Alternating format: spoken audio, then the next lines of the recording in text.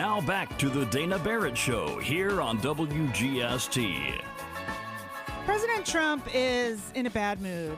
Oh, the baby's cranky. He needs his bottle. Oh, the little baby. Did he lose his blanket? Yeah, pretty baby. He's in a bad mood, people. He's in a bad mood. So, and literally, sources in the White House are apparently telling reporters that he's mad at everyone. And, like, he's pissed. And he's pissed at everyone. I don't have the exact quote in front of me, but, ay. Really? This is where we're on, like, Trump's mood watch now? This is where let's just get him a mood ring. And we can maybe tap that into the interwebs, and we can all just keep an eye on the color of his mood ring. Right? I mean, unbelievable. And if I can, real fast, want to remind everyone of the fact that one of the arguments against Hillary was, do you really want a very over-emotional woman in the White House? Well, yes. now we have an over-emotional man in the White House. Yay.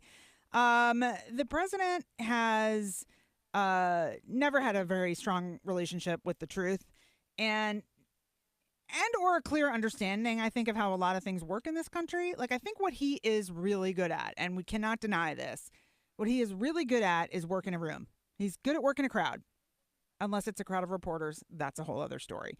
But a room full of fans and followers, he can get them riled up and cheering and excited. He is very good at that. And in fairness to him, certainly in 2016, he got them voting and in the right states and in the right places and all that good stuff. But right now, he's bitter about the way the midterms went. And so he is making some statements and claims that are bizarre. For example, he said this in an interview. I believe the interview was with the Daily Caller. Do I have that right?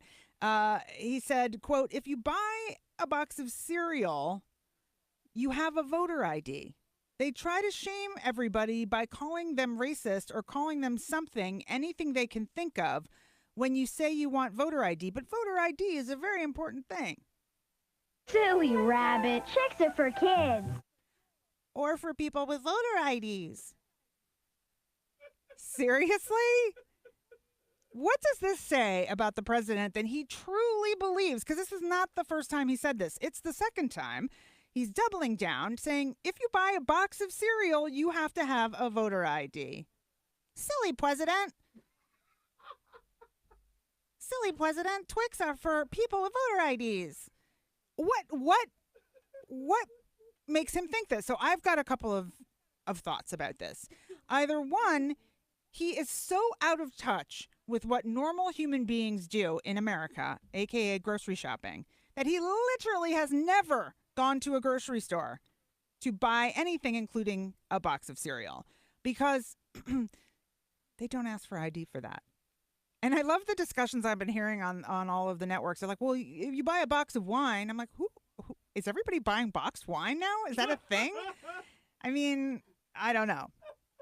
Maybe that's why France doesn't want to take more wine imports from us, because it's just going to be in a box, you know? It's going to be some garbage in a box. But look, I mean, he's clearly so out of touch with grocery shopping that he doesn't understand that you don't actually have to show ID to buy cereal or any other groceries. The only time you have to show ID is to buy alcohol, maybe cigarettes, depending on who's selling them to you and how old they think you look. But you just need proof of age. You don't need a voter ID, and they're not checking your signature for a match. So devil's advocate, maybe in his defense a little bit here, is some stores, if you hand them your card, they check your ID to make sure that your name matches the name on the card. That happens occasionally. Sometimes. That is like, I'm going to argue that like maybe that used to happen before they had the thing where you swiped your own card. Right. It doesn't happen Like I'm saying, back in the 70s was probably the last time he shopped for groceries. Yeah.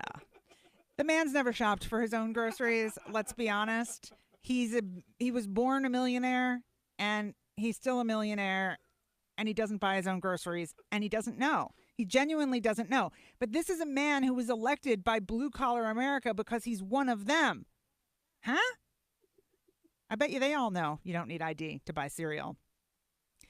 He also said something along the lines of, see if I can find it here. He said, "Do you have? I don't know if you have this quote handy, but here it is. This is the other claim he made about voting. Quote, when people get in line that have absolutely no right to vote and they go around in circles, sometimes they go to their car, put on a different hat, put on a different shirt, come in and vote again. Nobody takes anything. It's really a disgrace what's going on." Okay. This would imply that the president has also never voted, because they actually do check your ID when you go in to vote. At least they do here in Georgia. And in fact, I know that the president has voted and in fact had this exact problem where he tried to vote. This was many years ago. I saw a video about it. We'll have to Google it to tell you exactly when this happened. But it was in New York. He tried to vote, and he went to 3 different polling places to try to vote, but he wasn't on their voter roll, so they didn't let him vote. So he had to do an absentee ballot that year, a provisional ballot that year. So I'm walking out to my car and switching out the blue hat for the MAGA hat doesn't work. Like, what? This is what's so fascinating to me. Like, we struggle to get enough people to go to the polls in the first place that you really think there are just like these people that are walking around in circles, and also the vision of them just like walking around in circles. They go around in circles. They just go around and they jump back out. Once upon a time, a while ago, this is probably, 5-10 years ago, I was an extra in a movie that was made here in Atlanta, but it was a Korean film crew, and they didn't have a big budget, so they didn't have a budget for like a bunch of extras. So there were like just a handful of us, and they literally had us doing exactly what's described here. Like, it was a market scene, and I walked through looking like me, and then I would run around and put my hair up in a ponytail and like put glasses on and walk back through. And then I would take my jacket off and put my hair back down and walk through again. So it looked like there were all these different people walking through the scene. It was me over and over again. That happens in the movies. Doesn't actually happen at the voting booth. Just FYI. But these are the kinds of things that the president is putting out there with no evidence. There's no evidence of any hat changing, circle walking, fake mustache putting on edge.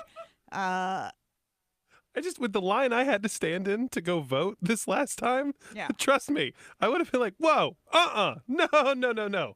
You already came in here. No, to the back. Right, whatever you're pulling, mister or ma'am, get out of here. Like, there would have been plenty of people in that line not letting that happen. And it doesn't happen. There's literally no evidence of that. But these are the kinds of things that the president is putting out there right now because he's in a bad mood. He's angry. He's cranky. He had a bad midterm. Oh, the baby needs his bottle. All right.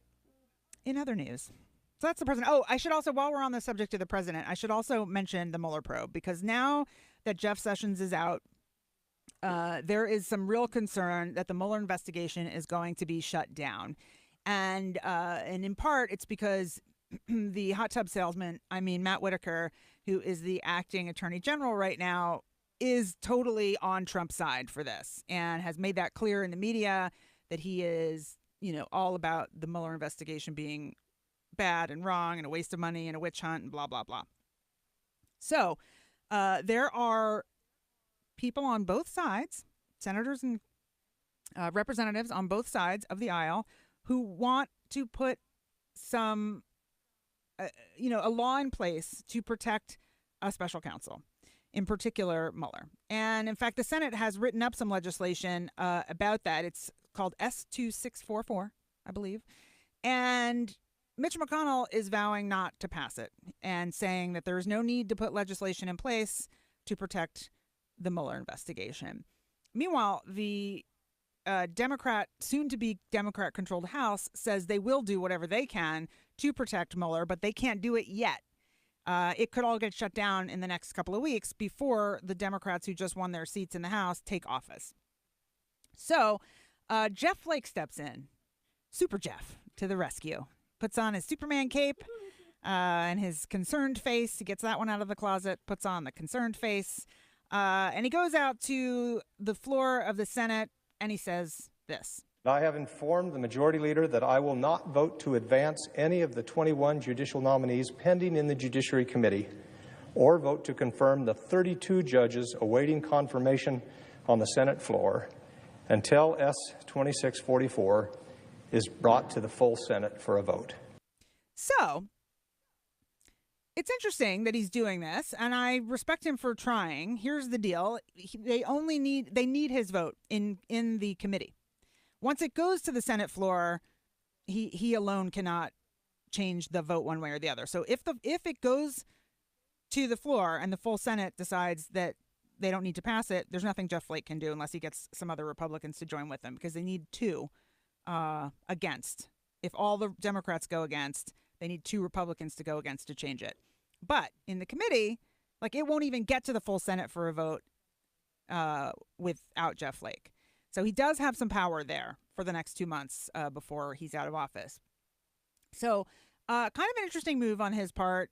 A lot of people saying McConnell will crush him like a bug, meaning they'll agree and they'll put it to the floor and then they'll crush it, and they won't vote for it. But we'll see. I do respect him at least for trying to protect Mueller. We'll see. We also have a lot of other negotiations going on now that the House is going to be Democrat. There is a lot of already discussion about a potential government shutdown coming in January. The Republicans have not been able to pass a budget on their own. They've needed Democrat votes to make that happen. And the Democrats are now saying they will use a budget as a bargaining chip to get some of the things they want. And that may be, in fact, protecting the Mueller investigation. And it may be some other things. But they're going to use their ability. They will band together all of the Democrats in the House, and they will not approve a budget unless they get the things that they want. Not all, but some, along with a budget they can agree on. So it's going to be an interesting few months, my friends. That's what I'm trying to tell you there.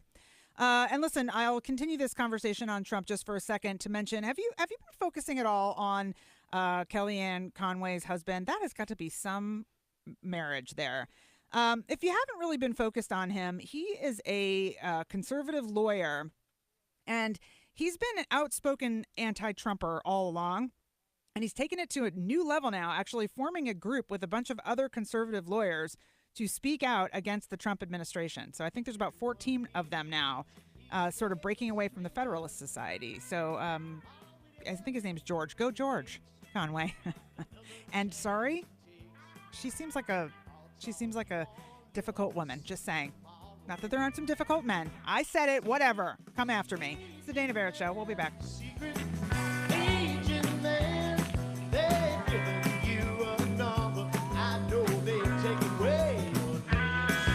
More Dana Barrett Show coming up on Talk Radio 640 WGST.